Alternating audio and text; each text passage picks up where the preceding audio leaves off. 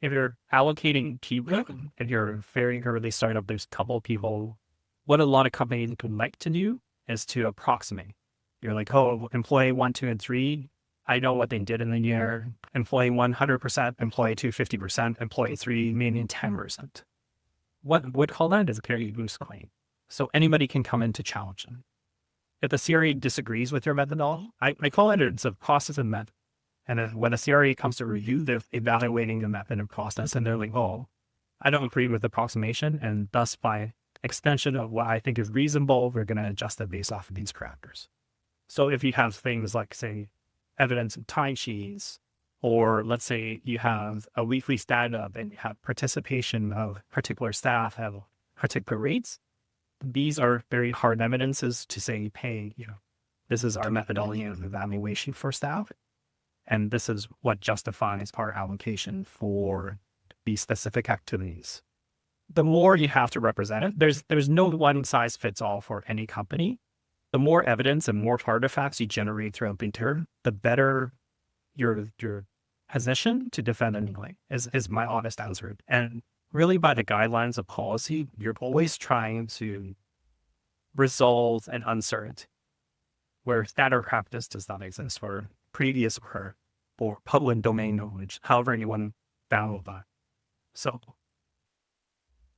if you know that it's going to succeed and it's just a matter of time, then it's not an uncertainty and you're not making an investment from that particular perspective. But we're here to help you value and obviously put your project descriptions into the guidelines of the policy, right? So like, yes, you could discount yourself, but like we're here to help you maximize your play, understand what the parts of you are applicable, and maybe there's some parts that are not as applicable, right? And so we're here to help you navigate through that. But it's really, what portions are you investing to resolve something that's not done?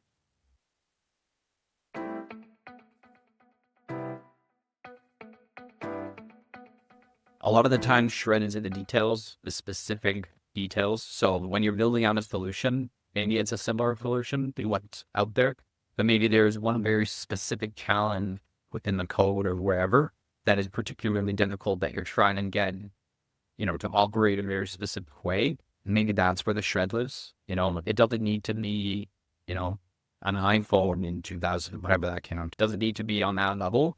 It could be something in the details of the product, right?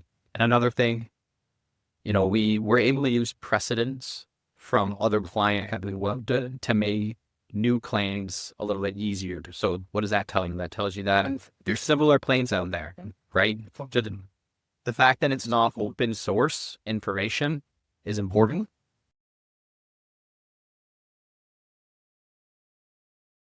All that. One of his favorite questions to ask is, when building out this solution, what was the moment that maybe you would swear the most? And that elicits some great responses because you remember the frustrating moments, right? Like there are moments you just shut your laptop. But at some point in your production tabs, like ideally if you're using it for R&D, you have a production table of saying like, this is experimental, only this is commercial production. And so you wanted your documentation demonstrate what is considered experimental and what is considered production, commercial production. When you've made that decision as a corporation, that's when experimentation. You're going to experiment on points.